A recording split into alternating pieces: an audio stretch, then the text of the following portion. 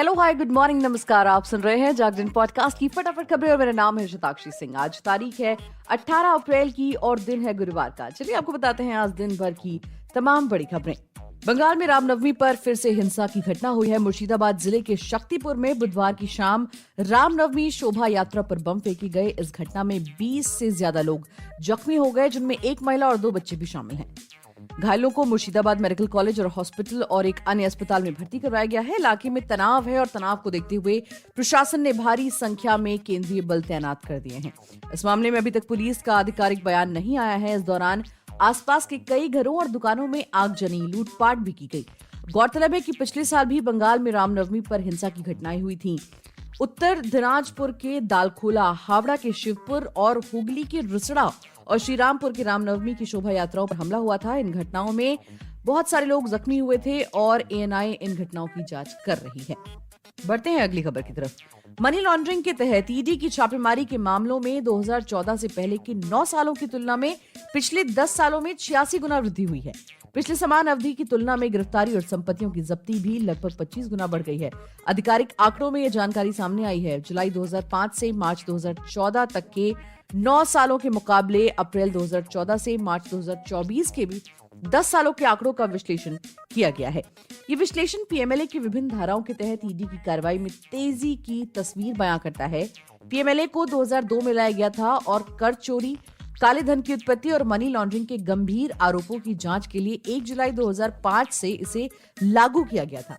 विपक्षी दलों का आरोप है कि पिछले 10 सालों के दौरान ईडी की कार्रवाई भाजपा के नेतृत्व वाली केंद्र सरकार की अपनी प्रतिद्वंदियों के खिलाफ दमनकारी रणनीति का एक हिस्सा भी है। वहीं संयुक्त किसान मोर्चा ने बुधवार दोपहर 12 बजे शंभू रेलवे स्टेशन पर ट्रैक पर पक्का धरना लगा दिया है। इस कारण लुधियाना से होकर अंबाला को जाने वाली और अंबाला से लुधियाना आने वाली ट्रेनों के बीच रास्ते में ही रोकना पड़ा, जिससे यात्रियों को भारी परेशानी का सामना करना पड़ा। किसानों के पक्के धरने के चलते रेलवे ने ट्रेनों को लुधियाना से अंबाला की तरफ जाने वाली ट्रेनों को साहनेवाला चंडीगढ़ अंबाला रूट पर डाइवर्ट कर चलना पड़ा और इसी तरह इस रास्ते से अंबाला से आने वाली ट्रेनों को चलाया गया। इसके अलावा कुछ ट्रेनों को लुधियाना, गिल, धुरी और जाखल रूट से भी चलाया गया है। बढ़ते हैं विदेशी खबरों की तरफ और बात करते हैं पाकिस्तान की। पाकिस्तान में बारिश का कहर जारी है और अधिकारियों ने बुधवार को कहा कि बिजली गिरने और भारी बारिश के कारण पाकिस्तान में 14 लोगों की मौत हो गई, जिससे 4 दिन में मरने वालों की संख्या बढ़कर 63 हो गई है। अधिकतर मौतें खैबर पख्तूनख्वा प्रांत में हुई हैं। आपदा प्रबंधन प्राधिकरण के प्रवक्ता खुर्शीद अनवर ने कहा कि इमारतों के गिरने से 32 लोगों की मौत हो गई, जिनमें 15 बच्चे और 5 महिलाएं शामिल हैं। कई लोग घायल भी हुए हैं। वहीं 1370 घर क्षतिग्रस्त हुए हैं। पंजाब के पूर्वी प्रांत में बिजली गिरने से 21 लोगों की मौत की सूचना है, जबकि दक्षिण पश्चिम में बलूचिस्तान में 10 लोगों की मौत हो गई। बलूचिस्तान में चल रहे बचाव और राहत कार्य के बीच अधिक बारिश होने की भी आशंका जताई जा रही है। बढ़ते हैं अगली खबर की तरफ। महिला ट्रेन चालकों ने रेलवे बोर्ड से आग्रह किया है कि या तो उनकी दयनीय कामकाजी परिस्थितियों में सुधार किया जाए या उन्हें अन्य विभागों में स्थानांतरित कर दिया जाए। महिला ट्रेन चालकों के एक समूह ने हाल ही में रेलवे बोर्ड की अध्यक्ष जया वर्मा सिन्हा को ज्ञापन देकर अपनी दुर्दशा बयान की और वन टाइम कैडर चेंज के विकल्प की मांग की। ये ट्रेन चालक all India railway man federation की सदस्य हैं।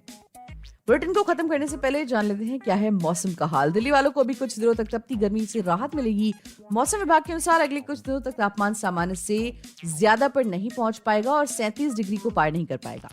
मौसम विभाग ने गुरुवार को दिल्ली में शाम तक या देर रात तक तेज हवाओं के साथ हल्की बारिश की संभावना जताई है। मौसम विभाग ने कहा कि गुरुवार को दिल्ली एनसीआर में घने बादल छाए रह सकते हैं। शाम और रात के समय तेज हवाएं चलेंगी। इनकी गति 30 से 40% प्रति घंटे के आसपास रह सकती है। तेज हवाओं के साथ ही बूंदाबांदी या हल्की बारिश की संभावना भी है और अधिकतम तापमान 36 और न्यूनतम तापमान 22 डिग्री तक रह सकता है। तो आज के लिए फिलहाल इतना ही। देश और दुनिया की तमाम खबरों को जानने के लिए जुड़े रहिए हमारे साथ और सुनते रहिए जागरण पॉडकास्ट की फटाफट खबरें।